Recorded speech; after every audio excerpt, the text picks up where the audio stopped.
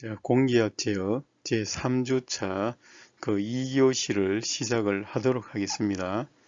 자, 이 2교시에서는 공기 압축기의 그 주변 장치에 대해서 설명을 하도록 하겠습니다. 자, 먼저 공기압 압축기의 그 주변 장치 전체 구성을 한번 살펴보도록 하겠습니다. 자, 여기 이제 공기 압축기가 이랬으면은 공기 압축기는 이제 대기의 공기를 이렇게 흡입을 하기 위한 요 흡입 필터가 이렇게 있습니다. 자, 그래서 공기 압축기는 이 공기 중에 있는 수분이나 먼지, 이제 유해가스나 유분, 이제 이러한 것들을 이제 흡입 필터를 통해서 이제 공기 압축기로 공급이 되겠습니다. 자, 그래서 공기 압축기 여기에서 압축을 하게 되면은 요 1차 냉각기에 의해서 공기 중에 있는 수분을 1차적으로 이렇게 제거를 하겠습니다. 제거를 하고 이제 공기 저장 탱크에 이렇게 저장합니다. 공기 압축이 이제 된 상태에서 저장을 하고 나서는 실제 우리가 사용처로 보내기 위해서는 요 메인 라인 필터가 있습니다. 이 메인 라인 필터에서는 이렇게 수분이라든지 먼지, 유분, 뭐 이런 냄새 나는 균, 이런 것들을 1차적으로 이렇게 제거를 하고, 이걸 제거를 한 상태에서 요 냉동식 건조기, 수분, 공기 중에 있는 수분을 완전히 이제 제거를 하기 위해서 냉동식 건조기를 사용해서 수분을 제거하고, 그 다음에 유분을 제거하는 필터, 요 마이크로 유분까지 이렇게 제거하고 이제 세균까지 이렇게 그 제거할 수 있는 필터를 거쳐서 우리가 사용하고자 하는 그 공합 기기 쪽으로 이제 압축 공기를 공급을 하겠습니다. 자, 그래서 이 흡입 필터에서 요 마지막 유분 제거하고 제균 필터까지 이 전체를 우리가 공기 압축기의 주변 장치라 이렇게 이야기를 하고, 자, 이거에 대해서 한번 살펴보도록 하겠습니다. 자, 먼저 그 냉각기가 있습니다. 요 냉각기 이제 구조와 표시법을 한번 보겠는데, 자, 여기 이제 냉각기 전체 이제 구조를 이렇게 지금 나타내고 있고, 당연히 이제 그 흡입하는 팬이 그 외부에서 팬을 해서 공기를 냉각을 시켜서 이제 여기 압축구에 쭉 오게 되면은 요 압축 공기를 이제 온도 차이에서 응축해서 이제 물을 빼도록 이렇게 되어 있습니다. 자, 그래서 이렇게 수분을 제거한 상태에서 이제 여기 공기 저장 탱크로 보내겠습니다. 자, 그래서 이제 공냉식과 요 순냉식 이제 이렇게 두 가지로 구분하고, 자, 순냉식에서는 그 물이 들어가고 나갈 수 있도록 이렇게 그 냉각로 표시가 이렇게 있습니다. 자, 그래서 이제 공기 압축기 중에 수분을 분리 제거할 수 있는 요 냉각기는 자, 이슬점 온도 이하에서 이제 수분이 응축이 되기 때문에 이것을 제거합니다.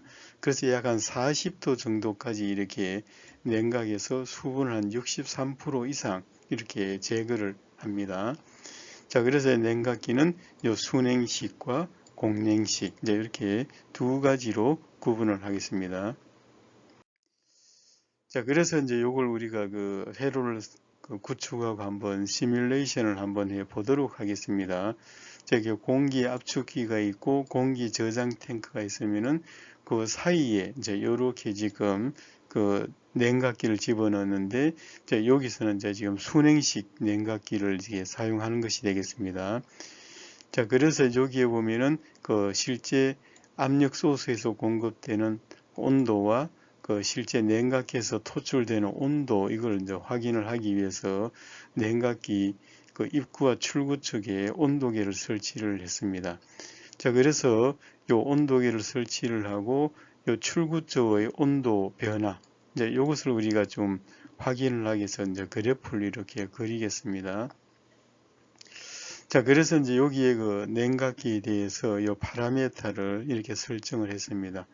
자, 전격 유량은 60 SLPM, 최대 소실량은 2kW 이렇게 했습니다. 자, 이렇게 해서 그 쭉 시뮬레이션을 이렇게 쭉 하게 되면은 이제 일정한 온도가 되게 되면은 일정 온도 이상 이제 여기 압축 공기가 일정 온도 이상 올라오게 되면은 이제 여기에 냉각기가 작동해서 이렇게 온도를 떨어뜨려서 일정하게 거의 뭐 28도, 26도에서 28도 정도로 이렇게 유지를 시키는 것을 이제 확인을 할 수가 있겠습니다. 자, 이번에 이제 건조기를 한번 살펴보겠습니다. 건조기는 이제 흡수식 이제 건조기 이렇게 되어 있는데, 이제 건조제를 통과하면 이제 물이나 전기가 이제 건조제에 접촉해서 이렇게 수분을 제거하는 것이 되겠습니다. 자, 이것은 이제 장치가 설치가 간단하고 구동부가 없기 때문에 당연히 이제 외부로부터 에너지를 공급할 필요는 없습니다. 그래서 1년에 이제 2번에서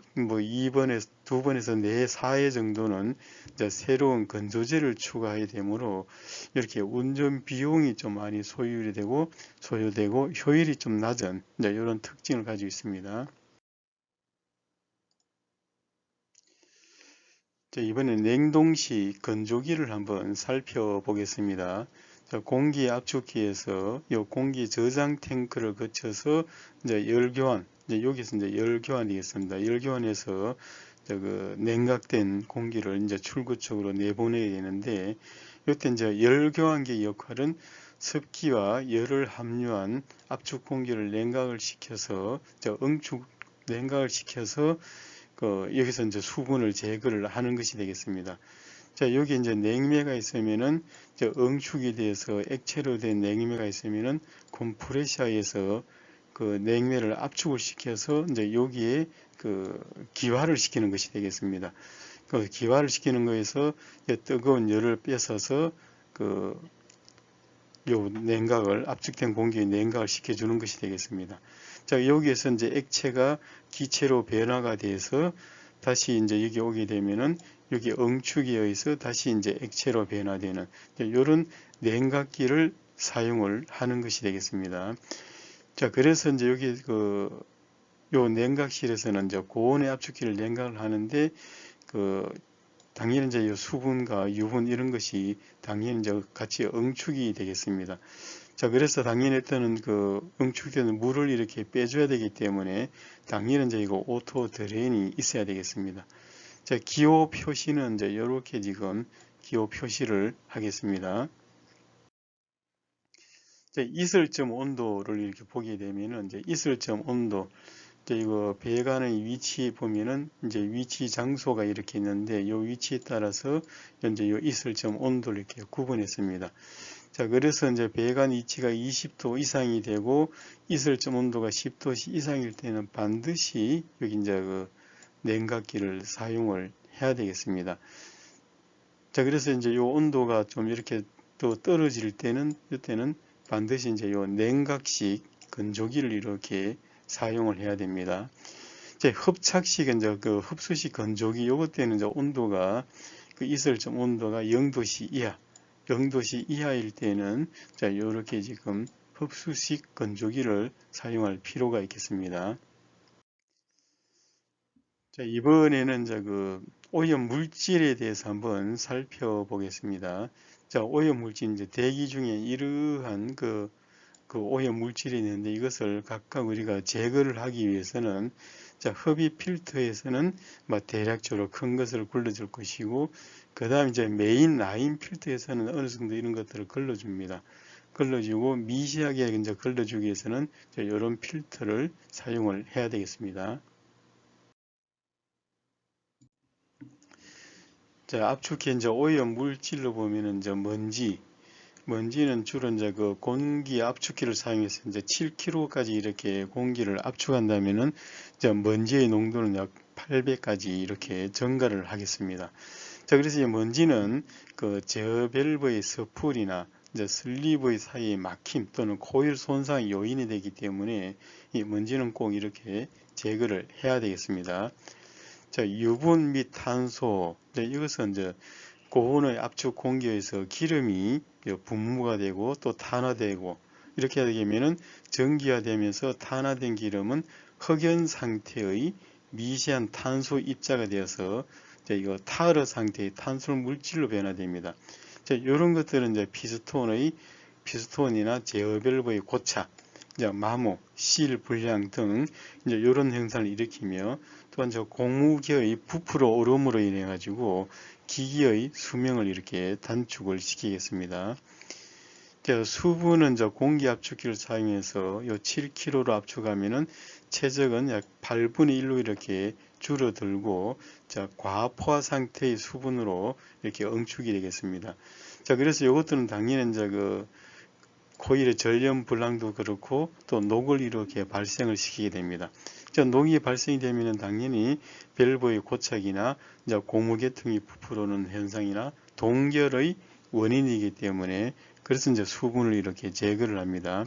자, 녹은 요 제어 밸브의 몸체의 고착, 뭐 실링 불량, 기기의 수면 단축, 오염, 및 미세 유로의 단면적 변화 등 이렇게 유발을 하는데 자, 녹을 발생하지 않게 해서는 당연히 이제 요 수분을 먼저 이렇게 제거를 해주면은 녹 쓰는 것을 방지를 할 수가 있겠습니다.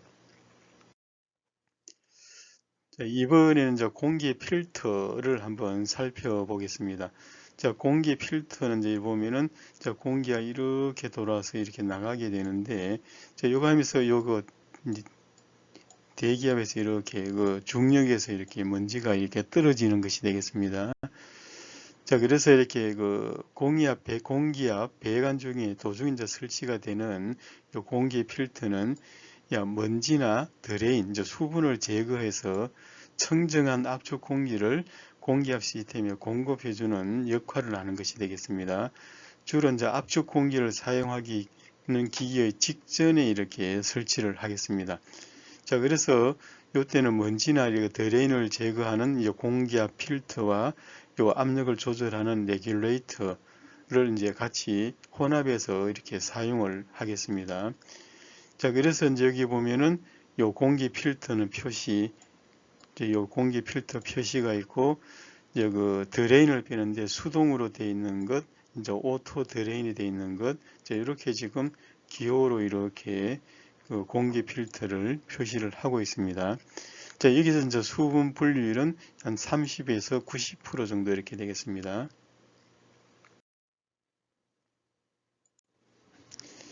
자, 공기 압축 시에서 발생하는 이제 유분을 제거하기 위해서는 이제 요 오일 미스트 세퍼레이터를 사용을 하겠습니다. 자, 오일 미스트 세퍼레이터는 이제 요 기름 입자가 거의 99%가 에어로졸 상태로 되어 있으므로 실제는 이제 필터 엘리먼트로는 포집이 곤란합니다. 자, 그래서 이제 오일 미스트 세퍼레이터를 사용해서 요 초밀입자의 기름 입자를 이렇게 제거를 하겠습니다. 자, 그래서 이제 표시 기호는 이제 이렇게 지금 표시를 하겠습니다. 자, 압력 조절기, 이제 레귤레이터라도 이렇게 이야기를 하는데, 자, 공기 저장 탱크에서 유입되는 1차 압축 공기 압력을 이제 기계 시스템에 사용하기 전에 2차측 압력으로 이렇게 설정을 해주는 것이 되겠습니다. 자, 설정 압력을 조절하기 위해서는 위에 있는 요 레버를 사용해서 요 스프링을 눌러주는 것으로서 그 압력을 이렇게 조절을 하겠습니다. 자, 압력이 이렇게 돌아서 요 누르는 힘보다 요 압력이 더 셀 경우에는 요 밸브를 들어서 이렇게 대기로 배출함으로 해서 이제 일정한 압을 유지를 시키겠습니다. 자, 그래서 이제 압력 조절기의 표시 기호, 릴리프가 없는 가마 밸브라든지 이렇게 지금 외부 파일럿을 쓴다든지 이런 릴리프 부착형 가마 밸브, 그래서 이런 기호를 이렇게 지금 표시를 이렇게 하고 있습니다. 그래서 공합 회로를 쓸 때는 작성할 때는 이런 기호들을 사용을 해 주어야 되겠습니다. 자, 이번 이제 윤활기. 자, 윤활기는 실린더나 모터, 제어 밸브의 습불과 같이 이렇게 섭동부에 있을 경우에는 이 마찰력을 감소를 시켜서 윤활유를 공급을 해줘야 됩니다. 그래서 이 압축 공기는 윤활 기능이 이렇게 포함되지 않기 때문에 그래서 항상 이렇게 윤활기를 압축 공기의 맨 마지막 사용하기 바로 직전에 이렇게 윤활기를 설치를 해줘야 되겠습니다. 이제 이 가변 오리피스형 윤활기 이렇게 되어 있는데 여기 이제 윤활유가 이렇게 들어있으면은 이제 공기가 이렇게 통과하는 거에서 요 모세관 현상에서 이렇게 따라서 윤활유를 가지고 와서 여기에서 압력차의 속도, 노즐을 통과하는 건 유속에 따라서 압력이 떨어지면은 거기에서 요 압력은 높은 데서 낮은 데로 흐르는 요 원료에서 그 윤활유가 위로 올라오게 되면은 여기서 노즐에서 분사가 되는 형태가 되겠습니다. 그래서 이제 초미립자 형태를 만들어서 실제 우리가 사용하는 공합 시스템에 공급을 하겠습니다. 자, 이건 이제 표시 기호는 이렇게 되어 있습니다. 자, 그래서 이 서비스 유닛은 통상 이제 그 세 가지로 많이 구성이 되어 있는데, 자, 여기 이제 공기가 들어가는 쪽이라 그러면은 공기 필터, 압력을 조절하는 레귤레이터, 윤활기, 루브리케이터라 그럽니다. 그래서 이렇게 지금 이렇게 쭉 나열되어 있는 것도 있고, 이렇게 통합이 되어 있는 것도 있고, 여러 가지 형태가 이렇게 있습니다. 자, 그래서 이제 상세 기호는 이렇게 지금 공기 필터, 감압 밸브, 압력 게이지, 윤활기 이렇게 되어 있습니다만은 실제 요거는 간략하게는 이런 형태로 이제 표시를 합니다. 그래서 우리가 공합 회로를 작성할 때는 이 서비스 유닛은 이 기호를 사용을 하겠습니다. 이 기호를 사용하면은 여기는 필터도 있고 감압 밸브도 있고 윤활기까지 포함이 된 것이 되겠습니다. 그래서 윤활기가 있는 쪽, 이 맨 마지막 쪽이 출구가 되겠고 공기 필터가 있는 쪽이 입구 측이 되겠습니다. 자, 그래서 이제 서비스 유닛에 대해서 이제 실제 여기에 카탈로그가 이렇게 있습니다. 카탈로그 상에서 보면은 이제 여기 이제 접속관 구경은 이제 이렇게 지금 구경이 주어져 있습니다. 이제 요 접속관 구경을 이렇게 있고 그 다음에 이제 이렇게 여러 가지 종류가 있습니다. 종류에 따라서 이제 보면은 요 접속관 구경 크기가 이렇게 달라지겠습니다. 자, 그래서 여기 보면은 에어 필터, 레귤레이터, 루브리케이터 세 개가 통합이 된 것도 있고 여기서는 필터, 레귤레이터 저 필터가 이렇게 보면 레귤레이터 두 개가 통합이 되어 있고 자, 루브리케이터만 따로 되어 있는 것. 자, 이렇게 해서 기호로 이렇게 구분이 되어 있겠습니다.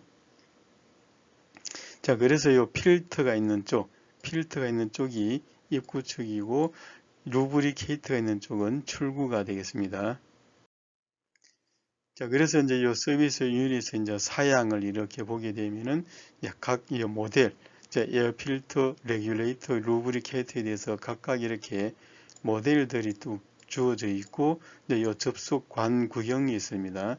이렇게 되어 있고, 당연히 이제 사용 유체는 공개가 될 거고, 사용 온도도 이렇게 되어 있고, 이제 여기서 사용하는 압력, 이제 최고 보정 압력은 이제 1메가파스칼은 10바가 되겠습니다. 10바고 설정할 수 있는 압력은 0.05메가파스칼에서 0.85메가파스칼, 0.1바에서 그 8.5바까지 이렇게 되겠습니다. 자, 그래서 릴리프 압력도 이렇게 설정 압력에서 플러스 0.05메가파스칼까지 이렇게 되어 있습니다. 자, 그래서 이제 이렇게 지금 사양까지 이렇게 한번 살펴보았습니다. 자, 그래서 이번에 이제 공합 회로의 실제 이제 그 서비스 유닛을 한번 사용을 해 보겠습니다.